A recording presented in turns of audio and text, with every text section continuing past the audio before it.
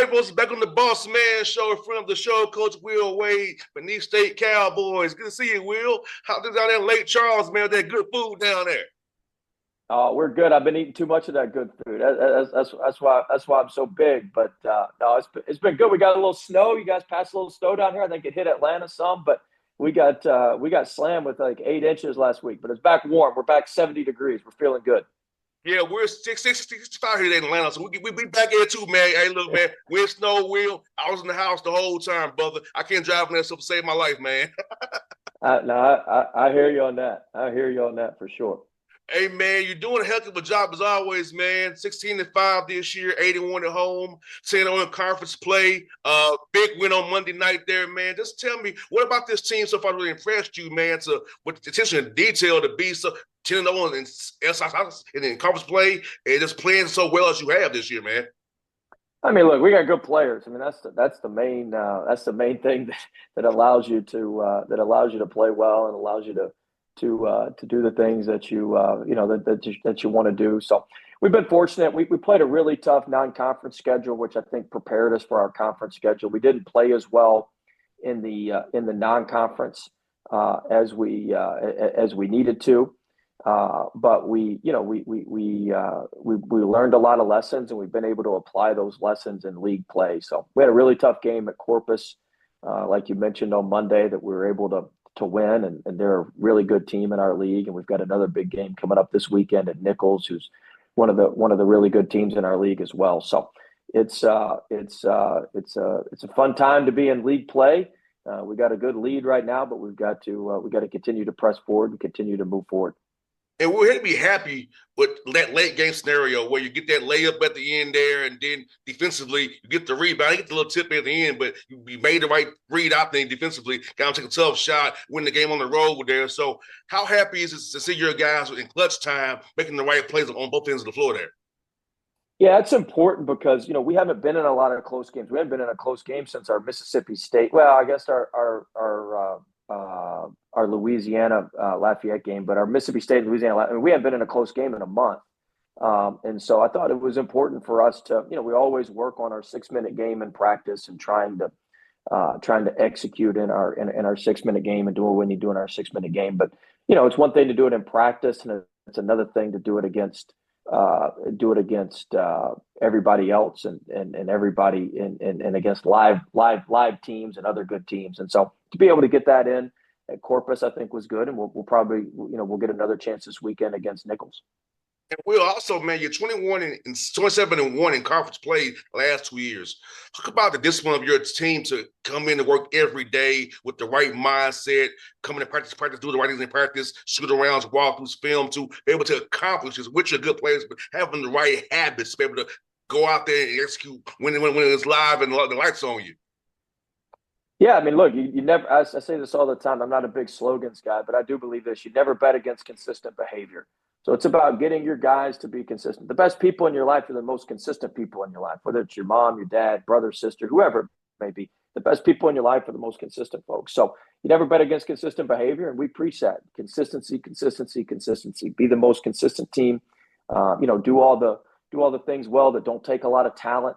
That you just do, naturally, diving on loose balls, rotating quicker, those sort of things. So we try to spend a lot of time preaching that. And when you do that and you've got really, really good players that can stay in the moment and remain consistent, you can string together some wins, which we've been fortunate to do.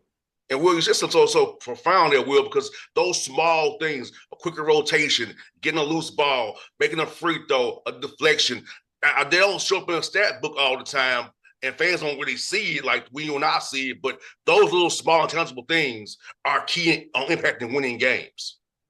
Yeah, no, it's huge. I always tell our guys, small hinges swing big doors. So all the small things lead to big wins. When you play in big games, you really don't win the game. It's the team that makes the least amount of mistakes to lose the game. You just got to make the least amount of fatal mistakes, free throw blockouts, executing baseline, sideline out of bounds, not letting them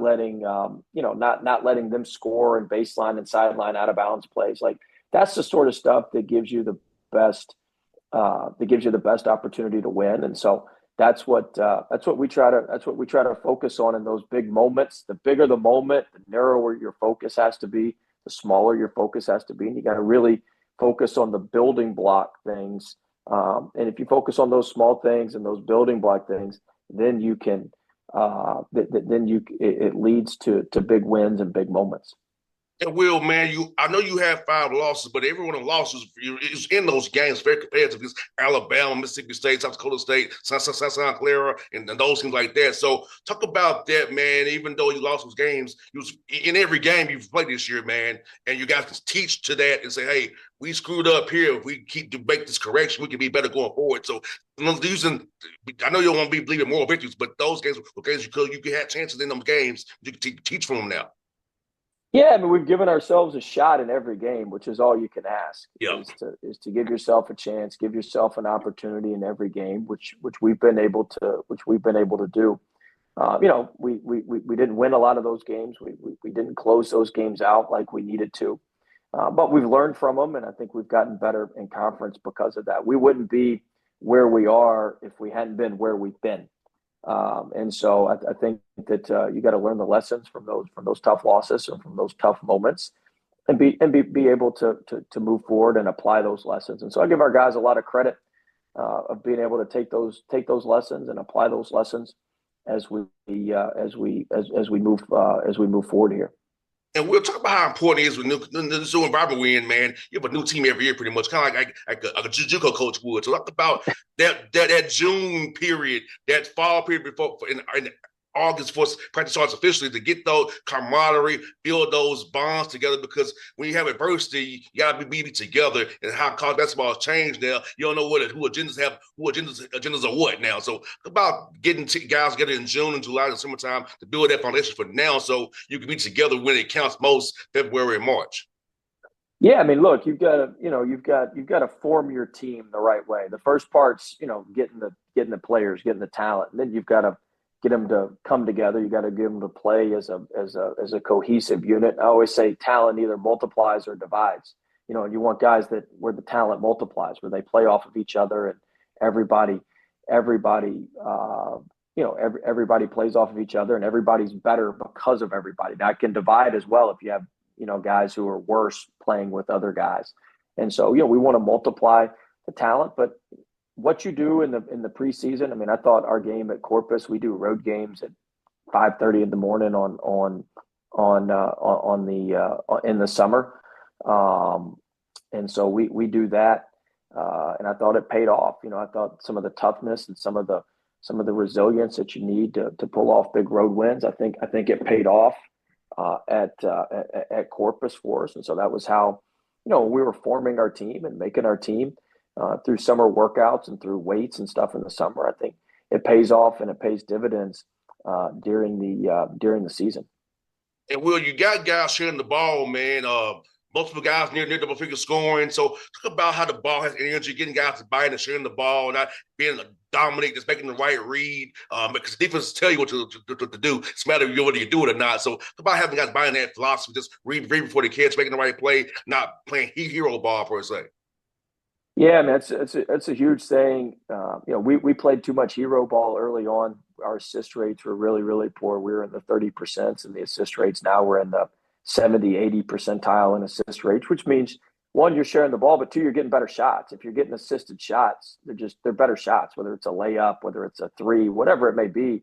An assisted shot's better than a non-assisted shot. You're going to shoot better on those. And so, being able to generate those, I mean, every coach knows that's the case, but you've got to be able to generate those, and then you've got to be able to get the guys to do what's necessary to generate those, and for them to understand that, hey,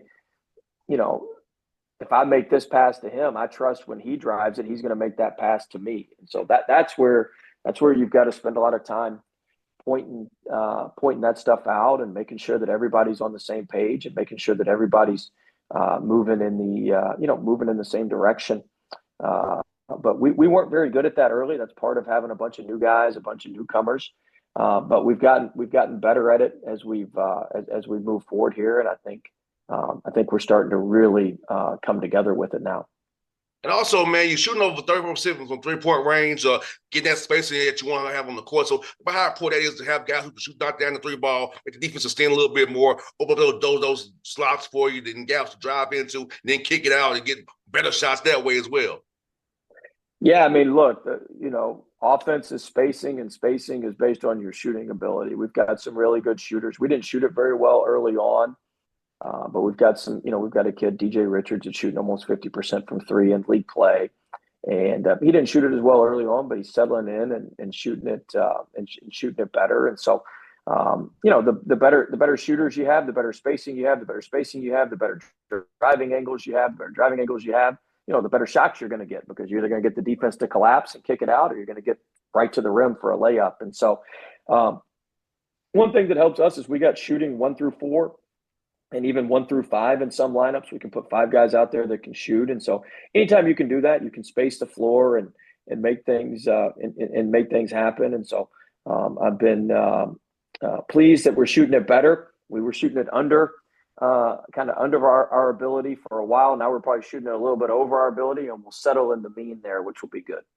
No doubt, man. And rebounding the ball, Jones, you've been doing very well too. We're on the glass, offensive as well. So, about how important for your guys to rebound the ball, craft the boards, and make sure that you're in a possession where you get an extra shot or getting a rebound, get out of transition, and play with that pace and get up there and make the right plays in your early offense.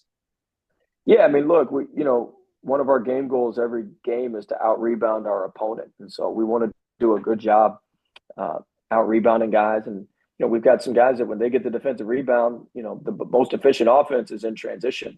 And so when they get the defensive rebound, they can start the break and help us push the ball in transition. And so I think that's securing defensive rebounds is huge. And then we're a really good offensive rebounding team. We lead our league in offensive rebounding percentage. And so we do a good job getting on the glass, but that's a product of running good offense. You stir the defense up, it creates lanes and angles to be able to knife in there and grab some offensive rebounds. So it's an area that we want to work on, continue to emphasize every day, but an area that we need to continue to be good in if we want to be the team we're capable of being. No doubt, man. You're also doing a good job valuing the ball as well, man. Limiting the turnovers. So, because as my dad would say, Will, the whole program is in your hands when you have the ball in your hands. So as my dad would say. So, talk about how important it is the guys limiting turnovers. There's one live ball it kill you. You can't defend. You can't defend that. So, yeah, I tell our guys all the time. I tell them all the time, if you're going to turn it over, you better throw it out of bounds. At least we can set our defense. We do not want live ball turnovers. Whatever we do not want live ball turnovers. But, it's like you're going through our game goals. Win the rebounding battle, then we want to have 12 or less turnovers. And so if we can have 12 or less turnovers, that gives us, the best chance and best shot to get the most cracks, the most cracks at it in terms of shooting ability. And so I think that part is a really, really important part to being able to add up to having more shots than the other team. If you don't turn the ball over and you can get on the offensive glass, you're going to give yourself more cracks at it. And the more cracks you get at it, the better opportunity you have to win. Son of a coach, Will. I'm sorry, man. Son of a coach. I like it.